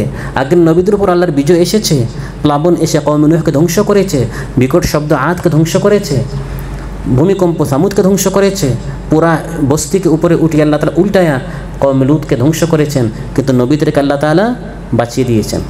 এই ঘটনাগুলো আল্লাহ তাআলা বলে বলে মহানবী সাল্লাল্লাহু আলাইহি সাল্লামের কলবটাকে কী করছেন? ইসলামের উপর অটল রাখছেন, যে আপনি দাওয়াতি কাজ করে যান। এই কাহিনীগুলো শুনে তার মনটা স্থির হতো। কোরআনের যে সকল ঘটনা, এর দ্বিতীয় উদ্দেশ্য হচ্ছে মহানবী সাল্লাল্লাহু আলাইহি ওয়াসাল্লামের সততার দলিল ছিল। তিনি যে সত্যবাদী এটার দলিল, এবং এটা কথার প্রসঙ্গে আগে আমার এসেছে। তিনি যা বলছেন কোরআন, এটা যে তার নয়, বরং এটি যে আল্লাহর কালাম। কোরআনের ঘটনা হচ্ছে এর একটা ফায়দা। আল্লাহ তাআলা ঘটনা এজন্য বলতেন যে আমার নবী কোনো ভার্সিটিতে লেখাপড়া করেন নাই, এবং হে মক্কাবাসী তোমরা জানো তিনি মক্কার বাইরে শুধু 2 বার ব্যবসার জন্য গিয়েছেন, এছাড়া তিনি কোথাও লেখাপড়া করতে যান নাই। তাহলে এই যে হঠাৎ তার জবান থেকে পুরা মাদিয়ানবাসীর ঘটনা তিনি বলে ফেলতেছেন, সাবার পুরা ঘটনা, সুলাইমান আলাইহিস সালামের পুরা ঘটনা, এই ঘটনা বলার মাধ্যমে এটা প্রমাণ হয় যে তিনি যে কথাগুলো বলছেন এটা আল্লাহর পক্ষ থেকে, তিনি যে সত্যবাদী এটা কোনো সন্দেহ নেই। যাকাতের হুকুম, নামাজের হুকুম তিনি যে করছেন, এর মাধ্যমে এটা প্রমাণ হয় না যে এটি আল্লাহর পক্ষ থেকে, হতে পারে এগুলো তিনি তার পক্ষ থেকে বলছেন। কিন্তু যখন তিনি আগের কাহিনীগুলো বলছেন যে নবী মক্কার বাইরে কখনো যান নাই, এই ঘটনা বলার মাধ্যমে এটা প্রমাণ হয়ে যায় যে এটা আল্লাহর কালাম, এটি তার কালাম নয়। এই সকল ঘটনার তৃতীয় যে উদ্দেশ্য, সূরাতু হামিম সাজদা 13 নম্বর আয়াত। সূরা হামিম সাজদা 13 নম্বর আয়াতে আল্লাহ তাআলা ঘটনা বর্ণনার তৃতীয় উদ্দেশ্য বর্ণনা করেছেন, সেটা হচ্ছে কাফির মুশরিকদেরকে বাতিল শক্তিকে সতর্ক করা। বাতিল শক্তিকে সতর্ক করা। এটা হচ্ছে ঘটনার আরেকটা উদ্দেশ্য। ঘটনা উল্লেখ করে করে যারা সামনে আছে তাদেরকে সতর্ক করা হচ্ছে। সূরা হামিম সাজদা 13 নম্বর আয়াত, فإن أعرضوا فقل أنذرتكم صاعقة مثل صاعقة عاد وثمود। আল্লাহ তাআলা বলেন তারা যদি মুখ ফিরিয়ে চলে যায়, নবী আপনি বলুন আমি তোমাদেরকে আদ সামুদের উপর যেরকম বিকট শব্দ আসছিল, শাস্তি আসছিল, এরকম শাস্তির ভয় তোমাদেরকে দেখাচ্ছি। তাহলে আদ সামুদের ঘটনা না জানলে তারা কিসের ভয় পাবে? তাহলে আদ সামুদের ঘটনা বলে বলে ওই রকম যেন শাস্তি না আসে, এই জন্য এই সকল ঘটনা কী করা হয়? বর্ণনা করা হয়। সবচেয়ে বড় উদ্দেশ্য হচ্ছে ইবরত, শিক্ষা, সবক নেওয়া।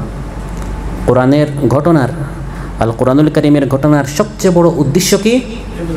ইবরত, যেটি আলোচ্য সূরা ইউসুফের 111 নম্বর আয়াতে আল্লাহ তাআলা বলেছেন, লাকাদ কানা ফি কাসাসিহিম ইবরাতুল লিউলিল আলবাব। সূরা ইউসুফ কত নম্বর আয়াত? 111 নম্বর আয়াত। আল্লাহ তাআলা বলেন যে এই সকল ঘটনার মধ্যে যারা জ্ঞানী তাদের জন্য অনেক শিক্ষা রয়েছে। তাহলে কোরআনের ঘটনাগুলো হাসার জন্য বা কাঁদানোর জন্য নয়, শিক্ষা নেওয়ার জন্য। এক একটি লাইনে লাইনে শিক্ষা রয়েছে। কোরআনে কারীমের ঘটনা অন্যান্য ঘটনা থেকে এটা একটু ভিন্ন, এর কিছু বৈশিষ্ট্য আছে। কোরআনে কারীমের ঘটনার কিছু বৈশিষ্ট্য আছে। এক নম্বর বৈশিষ্ট্য রাব্বানিয়াতুল মাসদার, এর সূত্র হচ্ছে আল্লাহর পক্ষ থেকে। সুবহানাল্লাহ। আপনি একটা ঘটনা বললেন, আমি বললাম ভাই এটা আপনি কোথায় শুনলেন?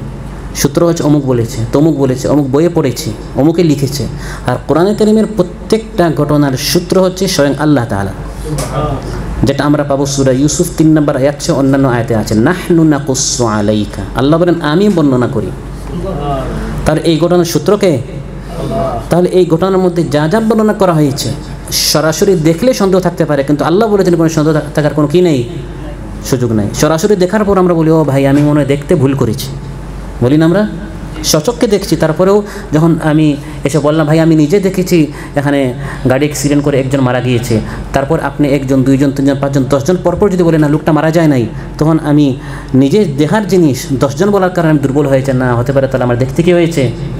কিন্তু আল্লাহ তাআলা সূরা ইউসুফে যা বলেছেন দেখতে ভুল হতে পারে, কিন্তু যেহেতু এটা আল্লাহর পক্ষ থেকে সূত্র হচ্ছেন আল্লাহ তাআলা নিজে, এখানে সন্দেহের কোনো সুযোগ। কোরআনে কারীমের ঘটনার দ্বিতীয় যে বৈশিষ্ট্য সেটা হচ্ছে এগুলো কাল্পনিক কিছু না, এগুলি সব বাস্তব। দুনিয়ার সাহিত্যিকরা যখন বিভিন্ন ঘটনা বলে লিখে, আর বক্তারা যখন বিভিন্ন ঘটনা বলে, অনেক সময় দৃষ্টি আকর্ষণ করার জন্য, একটু টেস্ট লাগাবার জন্য তারা তিলকে তাল বানায়, একটু বাড়াই বাড়াই তারা কথা বলে। এগুলো সাধারণত ঘটনা লেখার সময় বা বলার সময়টা অনেক সময় করা হয়ে যায়, কিন্তু কোরআনে কারীমে আল্লাহ তাআলা তারা ফেলেছিল সমুদ্রে, আল্লাহ বলেন কুয়ায়, বা তিনি ইউসুফ আলাইহিস সালাম তিনি হয়েছিলেন ধরেন আপনার সাধারণ একজন প্রতিমন্ত্রী, আল্লাহ বানিয়ে ফেলেন অর্থমন্ত্রী, এমন হয়েছে না। যতটুকু হয়েছে আল্লাহ বলেন আমি ততটুকু বলেছি। ইন্না হাযা লাহুয়াল কাসাসুল হক, সূরা আলে ইমরান 62 নম্বর আয়াত। কোরআনে কারীমের ঘটনার বৈশিষ্ট্য হচ্ছে কাল্পনিক নয়, সব বাস্তব, সবই বাস্তব, এখানে কোনো কাল্পনিক কোনো কিছু বলা হয় নাই। এটা কোরআনের ঘটনার বৈশিষ্ট্য। আলে ইমরান 62 নম্বর আয়াত। সর্বশেষ যে কোরআনে কারীমের ঘটনার বৈশিষ্ট্য সেটা হচ্ছে কোরআনে কারীমের যে সকল ঘটনা এখানে খুঁটিনাটি বিষয় নিয়ে আলোচনা করা হয় না, এখানে মূল শিক্ষা নিয়ে আলোচনা করা হয়। এটা মানুষের বর্ণনার ঘটনা আর কোরআনের বর্ণনা ঘটনার একটা পার্থক্য। আমরা যখন একটা ঘটনা বলি, আমরা বলি একটা লোক ছিল, তার বয়স এত, অমুক দেশি, অমুক সনে, অমুক দিনে, রাতের না দিনে, এই সকল কথা আমরা খুঁটিনাটি বিষয় আমরা বলি। আল্লাহ তাআলা বলেছেন হযরত লোকমান তার ছেলেকে বলেছেন এই উপদেশ। লোকমান তিনি হাকিম ছিলেন না নবী ছিলেন? বয়স কত ছিল, বর্ণ কী ছিল, রং কী ছিল, এই সকল খুঁটিনাটি বিষয় আল্লাহ তাআলা কী করেন নাই, কারণ এটা জেনে আমার লাভ হবে না। আমার লাভ হবে তিনি তার সন্তানকে যা বলেছেন এর উপর আমল করলে। সেজন্য কোরআনের বর্ণনা, কোরআন যখন ঘটনা বর্ণনা করে তার ভঙ্গি হচ্ছে ভিন্ন, যতটুকু দরকার ততটুকু বলে। ছোটোখাটো খুঁটিনাটি শাখা-প্রশাখামূলক বিষয় যেগুলো নিয়ে সাধারণত আমাদের সমাজে বেশি তর্ক হয়, 2 আলিমের ঝগড়া, হযরত লোকমান নবী ছিলেন না হাকিম ছিলেন? তারপর আদম আলাইহিস সালাম যে গাছটা নিষিদ্ধ করা হয়েছিল এটা কোন গাছ ছিল? আরে ভাই এটা তো আল্লাহ চাইলে কোরআনে বলতে পারতেন। 2 আলিম দেখা যায় পুরা রাত ঝগড়া করতে করতে শেষ যে এই গাছটি কিসের গাছ ছিল। বড়ই গাছ হোক, খেজুর গাছ হোক, এটা জেনে আমার কোনো কী হবে না, লাভ হবে না। আমার লাভ হবে আদম আলাইহিস সালামেরকে আল্লাহ তাআলা এই গাছ থেকে রোজা রাখতে বলেছিলেন। এটা ছিল তার রোজা, ওয়ালা তাকরাবা হাযিহিশ শাজারা। কিন্তু ইবলিস পিছনে ছিল, আমার আপনার পিছনে ইবলিস আছে, ইবলিস থেকে সতর্ক হতে হবে, আল্লাহর হুকুম কখনো অমান্য করা, এভাবে আরও অনেক কী আছে, শিক্ষা আছে, ওই শিক্ষার দিকে যেতে হবে। কিন্তু দেখা যায় আমাদের বাংলাদেশি সহ আরও অনেক দেশেও আছে ঘটনা, কোরআনে আল্লাহ একরকম বলেছেন, সূরা ইউসুফের সব শিক্ষা বাদ দিয়ে পুরো রাজ জুলেখা আর ইউসুফের প্রেমের কাহিনী, এই সকল ঘটনা যেটা কোরআনের উদ্দেশ্য সেখান থেকে এটাকে ডাইভার্ট করা হয়। সূরাতুল কাহফে আল্লাহ তাআলা এটা তিনবার বলেছেন। আল্লাহ কাহফবাসীর ঘটনা উল্লেখ করেছেন। কাহফবাসী বাতিলের বিরুদ্ধে আওয়াজ উঠিয়েছে, মাথা নত করে নাই। এখান থেকে আমাদের শিখতে হবে বাতিলের সামনে মাথা নত করা যাবে না। এই সকল কথা বাদ দিয়ে কাহফবাসীর ঘটনা যখন তারা শুনল, তারা বলল, আচ্ছা এদের সংখ্যা কত ছিল কাহফবাসীর? তো সংখ্যা এটা আপনার জেনে আপনার লাভটা কী হবে? আল্লাহ তাআলা জবাব দেন নাই। সূরা কাহফ 22 নম্বর আয়াত, আল্লাহ বলেন কুর রাব্বি আ'লাম, সংখ্যা এটা আল্লাহ জানেন। আল্লাহ চাইলে বলতে পারেন। আল্লাহ বলেন তারা কেউ বলে 3 চতুর্থ কুকুর, তারা কেউ বলে না 5 ষষ্ঠ কুকুর ছিল, কেউ বলে 7 জন অষ্টম আপনার কুকুর ছিল। আল্লাহ বলেন 6 না 7, 3 না 4, কুর রাব্বি আ'লাম, এটা আল্লাহ জানেন। উত্তর আল্লাহ দেনই নাই, কারণ সংখ্যা জেনে আমার লাভ হবে না। কাহফবাসী হকের ওপর কীভাবে অটল ছিল সেটা তুমি শিখো। তারপর আবার তারা ঝগড়া লাগালো তারা কাহফে কত বছর ছিল। আল্লাহ তাআলা বলছেন কুলিল্লাহু আ'লামু বিমা লাবিসু, কত বছর ছিল এটা কুলিল্লাহু আ'লাম, কে জানেন? এটা নিয়ে ঝগড়া করার বিষয় না। এটা নিয়ে তাফসিরের মধ্যে লম্বা দেখা যায়, লম্বা ব্যাখ্যা, কেউ বলেন এটা, কেউ বলেন এটা সঠিক হচ্ছে, এটা এর পক্ষে দলিল, এর পক্ষে দলিল, এটা তো উদ্দেশ্য না। উদ্দেশ্য যেখান থেকে আমি কী শিখলাম, এবং এই অনন্য বৈশিষ্ট্য হচ্ছে তাফহিমুল কোরআনের।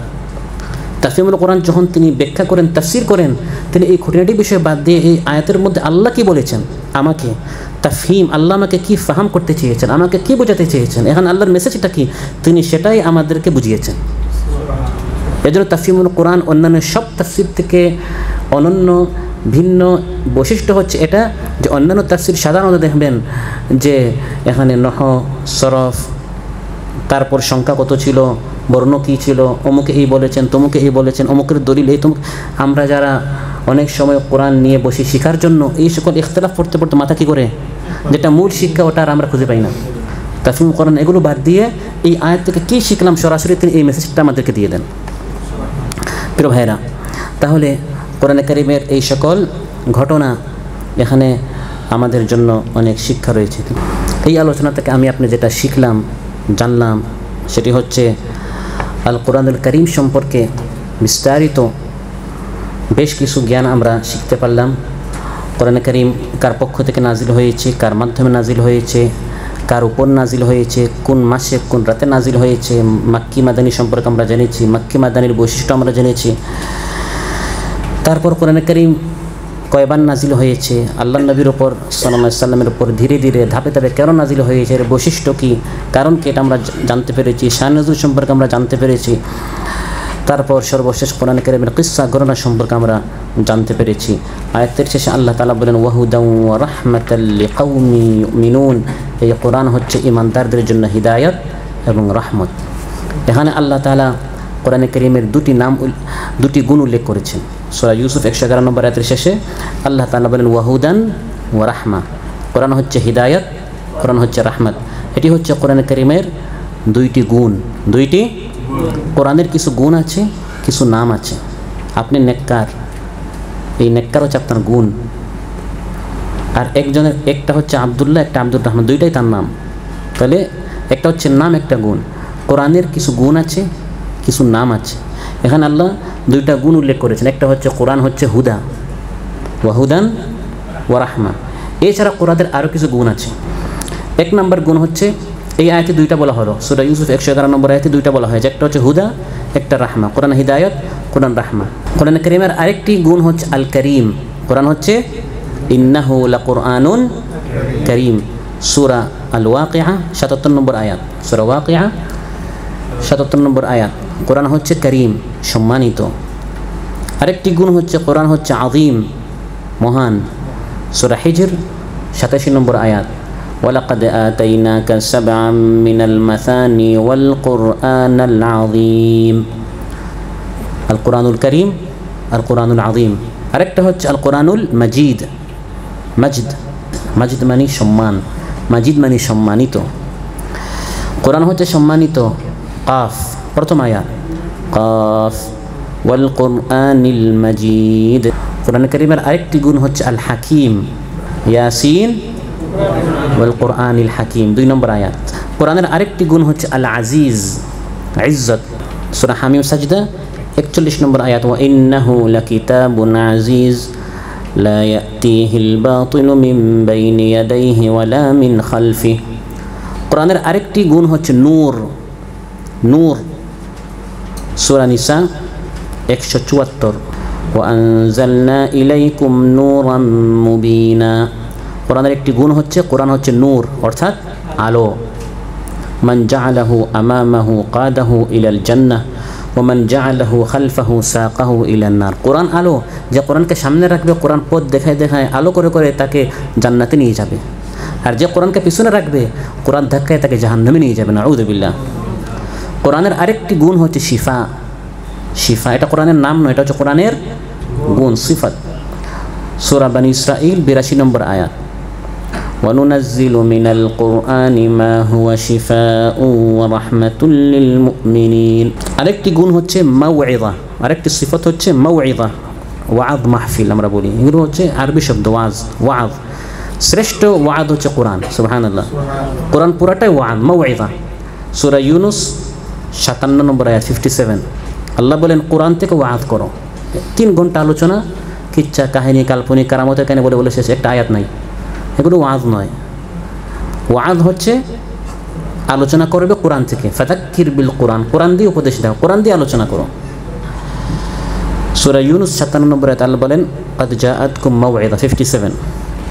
কোরআনের আরেকটি গুণ হচ্ছে মুবারাক। সূরাতুল আম্বিয়া 50 নম্বর আয়াত, ওয়া হাযা যিকরুম মুবারাকুন আনজালনাহ। আল্লাহ তাআলা বলেন এটি বরকতপূর্ণ একটি যিকির কোরআন আমি নাজিল করেছি। তাহলে আপনার ঘরে যদি কোরআন না থাকে আপনি বরকত পাবেন না। আপনার ঘরে যদি কোরআন থাকে আপনি কি পাবেন? বরকত পাবেন। পরিবারে, সংসারে, ঘরে, সমাজে, রাষ্ট্রে বরকত রহমতের একটাই কিতাব, সেটা হচ্ছে কোরআন। এর গুণই হয়ে গেছে এটি বরকত, মুবারক। যেখানে যাবে সেখানে বরকত নাজিল, সুবহানাল্লাহ। কোরআনের আরেকটি গুণ হচ্ছে বুশরা, সুসংবাদ দেয়। কোরআনের বিভিন্ন আয়াতে ইমানদারদের জন্য সুখবর, বুশরা আছে, সুবহানাল্লাহ। এই বুশরা গুণটি পাবেন সূরা নামল 2 নম্বর আয়াত, হুদাও ওয়া বুশরা লিল মুমিনিন। বুশরা, বুশরা মানে কি? সুখবর, সুসংবাদ। কোরআনের আরেকটি গুণ হচ্ছে বুরহান, বুরহান। সূরা নিসা 164, বুরহান মানে দলিল, প্রমাণ। এই নামাজটি হচ্ছে কিনা, এই রোজা হচ্ছে কিনা, সঠিক না ভুল, দলিল হচ্ছে কোরআন। কোন পীর সাহেব কি বলেছে, কোন আলিম কি বলেছে, এগুলো পরে, আগে দেখতে হবে কোরআন এর পক্ষে আসে না নাই। কোরআন হচ্ছে বুরহান। আমি একটি কথা বলার পর কোরআন থেকে বললাম, আল্লাহ বলছেন আপনি দুনিয়ার সবাইকে আনলেও আপনার এগুলো কোরআনের সামনে দলিল হিসাবে কি হতে পারে না, টিকতে পারে না। কোরআনের গুণই হচ্ছে, সিফতই হচ্ছে বুরহান। বুরহান মানে দলিল। কোরআনের আরেকটি গুণ হচ্ছে রূহ, রূহ। সূরাতুশ শুরা 52 নম্বর আয়াত, রূহ। আল্লাহ তাআলা বলেন ওয়াকাযালিকা আওহাইনা ইলাইকা রূহাম মিন আমরিনা। সূরা শুরা 52। আমি আল্লাহর পক্ষ থেকে এই রূহ এসেছে। এই রূহ যে ঘরের শরীরে থাকবে, যে মানব দেহে থাকবে, যে শিক্ষাঙ্গনের দেহে থাকবে, যে সমাজের দেহে থাকবে, এরা সজীব হবে, এরা জীবিত হবে, এরা শান্তি পাবে। আর যেখানে এই রূহ নাই এরা লাশ হয়ে যাবে, মৃত হয়ে যাবে। কোরআনের নাম, এই বললাম কোরআনের গুণ। কোরআনের কয়েকটা নাম বলে আমি আলোচনা শেষ করব। প্রসিদ্ধ নাম হচ্ছে আল কোরআন। যেমন সূরাতুল হাশর 21 নম্বর আয়াত, লাউ আনজালনা হাযাল কুরআন আলা জাবাল। সূরা হাশর 21 নম্বর আয়াত। আল্লাহ তাআলা বলেন যদি এই কোরআন কোনো পাহাড় নাজিল করি, পুরা পাহাড় তছনছ হয়ে যাবে, ধ্বংস হয়ে যাবে আল্লাহর ভয়ে। এই কোরআনের আরেকটা নাম কি আপনারা বলেন দেখি? আল ফুরকান। এটা হচ্ছে কোরআনের অপর নাম। সূরা ফুরকান 1 নম্বর আয়াত, কোরআনের দ্বিতীয় নাম হচ্ছে আল ফুরকান, তাবারাকাল্লাযী নাজ্জালাল ফুরকানা আলা আবদিহি। অর্থাৎ আপনি আমাকে বলতে পারেন ভাই এই কোরআনটা দেন, এই ফুরকানটা দেন, কিন্তু বলতে পারেন এই শিফাটা দেন। এটা কোরআনের নাম, এটা হচ্ছে গুণ। শিফা, হুদা, রাহমাত এগুলো হচ্ছে গুণ। আর কোরআনের অপর নামই ফুরকান। ফুরকান মানে কোরআন, কোরআন মানে ফুরকান। আন-নাবাউল আযীম, সূরা সাদ 67 নম্বর আয়াত 67। আন-নাবাউল আযীম, মহাসংবাদ। কুল হুয়া নাবাউন আযীম, মহাসংবাদ। আর কি নাম? আল কিতাব, এটা তো প্রসিদ্ধ। কোরআনের অপর নাম হচ্ছে আলহামদুলিল্লাহিল্লাযী আনজালা আলা আবদিহিল কিতাব। কোন সূরায়? সূরা কাহফের 1 নম্বর আয়াত। কোরআন কারীমের আরেক নাম হচ্ছে আয-যিকর, সূরা হিজর 9 নম্বর আয়াত। ইন্না নাহনু নাযালনা আয-যিকর। যিকর মানে কোরআন, কোরআন মানে যিকর। সূরা হিজর 9 নম্বর আয়াত। আমরা যে আলোচনা করলাম, আল্লাহ তাআলা আমাদের সবাইকে আমল করার তৌফিক দান করুন। আমাদের সবাইকে কোরআনওয়ালা হওয়ার আল্লাহ তৌফিক দান করুন। আমরা যেন কোরআনটাকে ভালো করে বুঝতে পারি, আপন করে নিতে পারি। আমরা যেন কোরআনওয়ালা হতে পারি, আহলুল কোরআন হতে পারি। আল্লাহ তাআলা আমাদের সবাইকে তৌফিক দান করুন। আসসালামু আলাইকুম ওয়া রাহমাতুল্লাহি ওয়া বারাকাতুহু। আল্লাহ তুমি অপরূপ, না জানি কত সুন্দর। তোমায় আমি সপেছি প্রাণ, সপেছি